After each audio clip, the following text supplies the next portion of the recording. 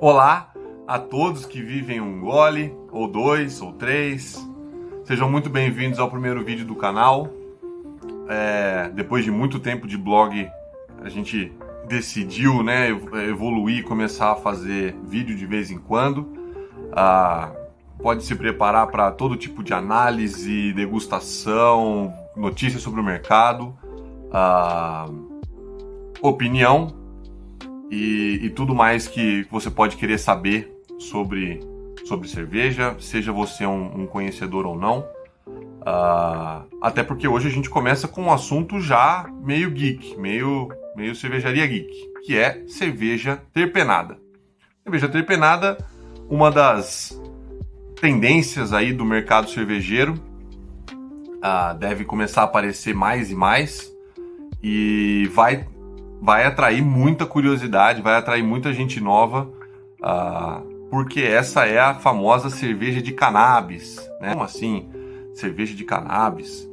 Deixa louco, fica gostoso, né? Faz sentido essa combinação?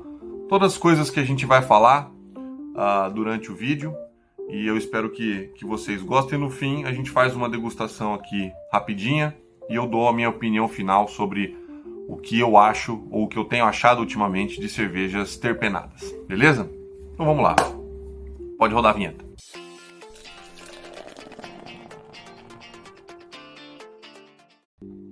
Vamos lá, a começar pelo simples fato, já quebrando paradigmas, de que não é uma nova tendência, não é uma coisa tão nova assim.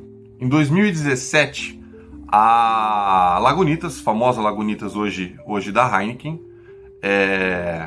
começou a fazer experimentos, e esses experimentos resultaram na Super Critical, uma Session IPA, Pale Ale, Golden Ale americana. Eles não definem um estilo, mas tem um teor alcoólico menor. Por mim, eu diria que é uma Session IPA, frutada e com infusão de terpeno de cannabis. Fizeram parceria com uma empresa lá de cannabis sativa, de produção de cannabis sativa, colheram o terpeno num processo, que parte do processo se chama supercrítica, por isso o nome da cerveja, e aí resultou, então, nessa cerveja frutada com características da cannabis sativa. Não dá para dizer que eles foram os primeiros, mas eles são certamente a maior empresa, a primeira grande empresa a trabalhar com isso, porque a Lagunitas já era gigantesca em 2017. A lógica é simples. Cannabis e lúpulo são frutas, são plantas familiares, são plantas primas. A característica dela, a família dela, na classificação de plantas, são próximas. E isso sempre trouxe brincadeiras, né? Comentários de tipo que o lúpulo e a maconha e a cannabis são coisas próximas. Então a ideia surgiu daí, e nos Estados Unidos a produção de cannabis sativa de cânhamo é muito mais comum do que aqui no Brasil, que a gente quase não produz, né? Eles têm vários usos, não só o recreativo em alguns estados, claro, mas não só o recreativo, quanto o medicinal e o industrial. Tem comida, tem tecido, tem um monte de coisa que você pode fazer com o cânhamo. E por isso nos Estados Unidos é um mercado, uma indústria relevante. Então você tem o ingrediente, você tem a ideia, você junta os dois e forma uma coisa nova, que até então não se era muito discutido. Tem um pouco de tabu nessa discussão e tudo mais, mas essa é basicamente a ideia. E no fim das contas, a lógica é essa: atrair a atenção das pessoas misturando uma coisa que tem um pouquinho de tabu. Por isso mesmo, para mim, é muito mais marketing do que uma revolução técnica de receita, uma novidade teórica em receita de cerveja, ou uma coisa que vai fazer o equilíbrio, vai fazer, né, um estilo de cerveja novo. Eu não acredito nisso. E por que eu não acredito nisso? Vamos começar entendendo o que é o terpeno. O terpeno nada mais é do que uma molécula de cheiro, de aroma. Todas as plantas, ou quase todas as plantas, também não sou biólogo para saber, quase todas as plantas produzem terpeno por vários motivos diferentes. Seja para se defender de predador, seja para reproduzir, para vários outros usos. Ou seja, terpeno é uma coisa muito comum.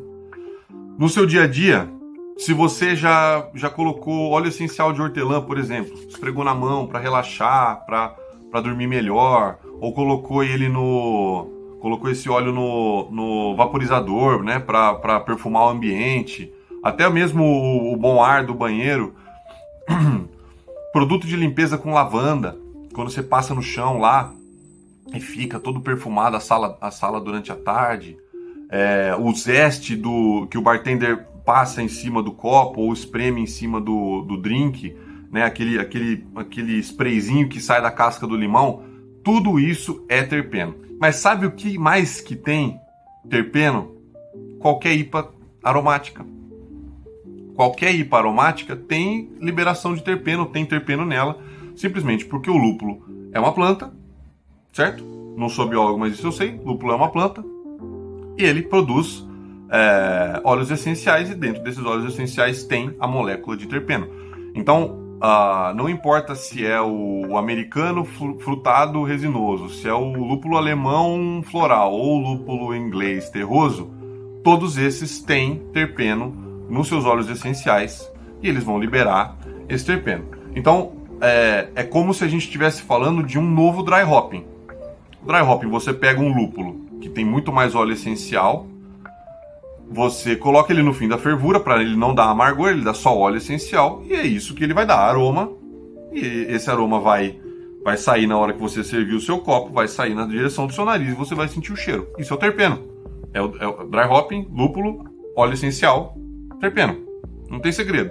Só que no caso das cervejas terpenadas, você está falando de infusionar o seu aroma, ou seja, muito mais impactante a diferença do aroma, vai fazer muito mais diferença, vai ser um aroma muito mais potente e normalmente, ou pelo menos aos rótulos que eu tomei, também não experimentei todos os rótulos do mundo terpenados, normalmente para mim significa um desequilíbrio na construção da receita. Então você tem uma cerveja, você tem o equilíbrio de lúpulo, de malte, de dulçor, de carbonatação, você tem um pouco de cada coisa, e aí você está infusionando, você está ressaltando um desses aromas, se a sua cerveja já tiver esse aroma, se ela não tiver, você está colocando um aroma novo, e é óbvio que isso pode ser muito bem feito por um ótimo cervejeiro e deixar um negócio delicioso, mas normalmente se vê uma coisa que quebra um pouco da característica. É claro que vai ser um tipo de estilo, vai ser uma variação, e isso vai ser um nicho específico de IPAs ou um nicho específico de lagers, alguma coisa assim, mas normalmente você vê ela quebrar o equilíbrio se não for muito bem feito. Bom, para degustação, eu escolhi duas cervejas que são quase que pioneiras aqui no Brasil. Não posso dizer pioneiro, né? Porque a gente nunca sabe quem foi o primeiro a criar nada, né? Que é a cervejaria Hipnose. Então eu tenho a que a gente vai tomar aqui, que é a Verão da Lata Skunk Lager. Você pode ver que tudo que eu falei, né? Ela chama atenção. Se você vê isso aqui no mercado, você vai falar, cara, isso aqui não deve ser nem ilícito, né? Nas leis do Brasil. Que é uma lager com 4,8% de teor alcoólico e 12 BU, não faz diferença nenhuma. E a Mr. Hemp, que acho que é o primeiro rótulo dele, se eu não me engano, também chama muita atenção, uma lata prateada, uma lata simples, sem adesivo, sem nada, só com o desenho aqui da folhinha. Então é isso, né? O marketing é muito potente, chama muita atenção, mas vamos ver se na combinação ela faz sentido. Eu já abri aqui a Verão da Lata, ela é uma lager, então as características de lager estão dentro aqui. A formação de espuma é uma formação de espuma boa, de boa qualidade, você vê que tem microbolha, eu já servi tem uns 5, 6 minutos aqui e ela ainda resiste bastante, então é uma lager, uma cor bonita, uma cor de lager, um dourado um pouquinho mais claro, mas o que realmente importa aqui é o aroma que é o que você abre a lata, normalmente as latas terpenadas você já sente o aroma logo de cara. Né, um processo padrão de lager. Você tem os aromas de lager clássicos aqui, de pão, de biscoito. Né, os aromas de malte normal me traz a sensação de uma cerveja fresca logo de cara, como qualquer outra lager, né, como uma Heineken, uma Stella, que já tem um pouco mais de percepção aromática de lúpulo. E aí você tem o aroma do terpenado, que não tá tão forte assim. Parece que caiu realmente uma gota de pinho-sol aqui. Não tá tão forte, mas é um aroma presente, é evidente. E não parece fazer muito sentido. É curioso, sem dúvida, mas não parece fazer muito sentido. Vamos ver no sabor.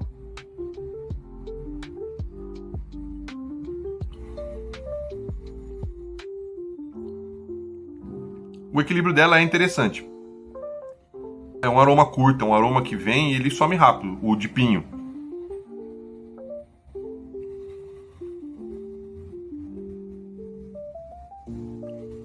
Na boca, o pinho é único. Você tem as características da lager diminuídas. Não é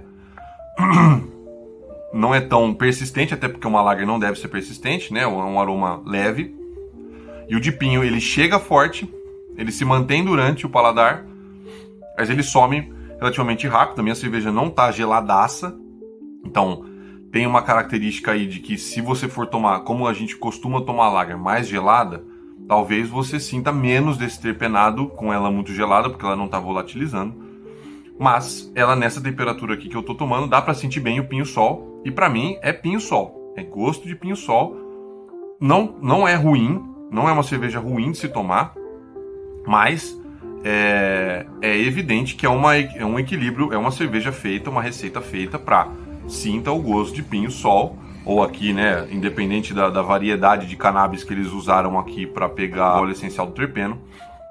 Então me parece bem isso, uma base simples e o aroma bem destacado. Então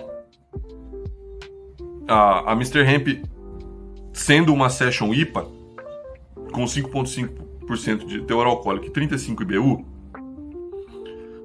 aqui ele diz terpenada com 24K, que deve ser uma variedade de cannabis também, não sou conhecedor.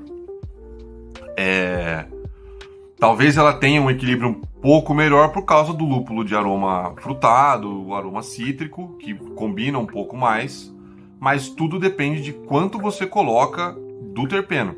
Então aqui você vê que ele foi colocado com calma, com cuidado, não é um terpeno absurdo, mas o equilíbrio do líquido, a constituição da receita, faz parecer que seja só isso, né? É uma lager base com o aroma de pinho-sol, tem gente que diz floresta, que para mim não significa muita coisa.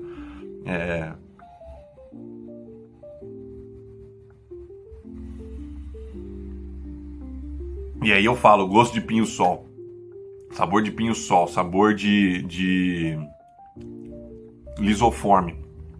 Nossa, que ruim, né? Que exemplo horrível, destruiu a cerveja. Não, ela faz sentido para a ideia dos caras, ela tá feita com algum cuidado, não é exagerado, a base não ajuda muito, acho que falta um pouco de equilíbrio, mas é isso, é uma cerveja que dá para tomar tranquilo, não incomoda. Se você tiver um problema, se você encasquetar com o sabor, talvez seja um problema. Mas assim, objetivamente não é uma cerveja ruim, só me parece um pouco mais desequilibrado. E aí vem a opinião, porque é onde casa com a minha opinião. É muito mais marketing do que uma ideia diferente. Pode ser um nicho de cerveja terpenada, não acho que vai ser um estilo. Pode ser um nicho? Pode ser um nicho. Porque você teria que criar um nicho de terpenadas com cannabis, né? Então seria específico do específico. Porque o terpeno você pode colocar em qualquer cerveja. Você pode pegar um terpeno, pelo que eu estava vendo nas pesquisas, o terpeno tem o limoneno, que é o terpeno do limão. Você pode infusionar esse limoneno numa cerveja que faça sentido você ter mais aroma de limão, um aroma de limão destacado. Então, perfeito. O uso de terpenos não é a grande questão aqui. A gente está falando do uso de terpenos de cannabis para chamar a atenção. Então, sim, é muito mais marketing do que necessariamente uma revolução de sabores de cerveja, ainda que seja uma tendência interessante em termos de marketing mesmo, de mercado. É uma coisa que a gente deve começar a ver as cervejarias fazerem mais. Eu pago caro numa cerveja dessa?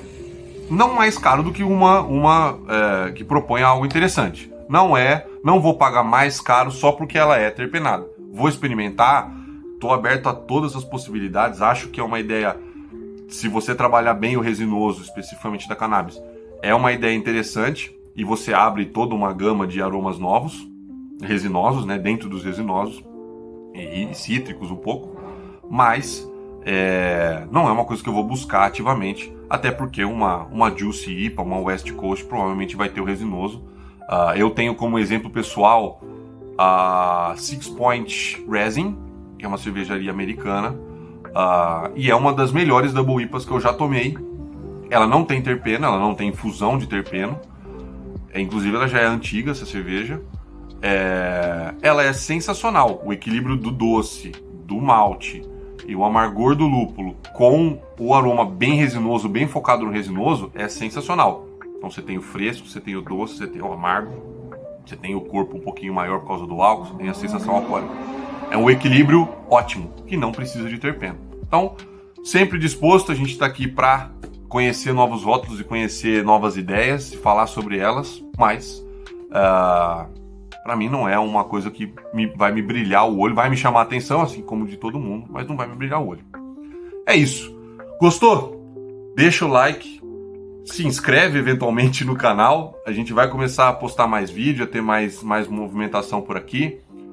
Comenta, por favor, se você já tomou, se você gosta, adora cerveja terpenada, se você acha que é isso que tem que ser, se você não gosta, se você odeia, se acha que é uma merda de uma ideia. Comenta tudo. Eu devo postar as análises desses dois rótulos no blog e no Instagram também. E é isso. Espero ver vocês lá. Muito obrigado pela audiência e vamos que vamos viver os nossos goles terpenados ou não. Valeu!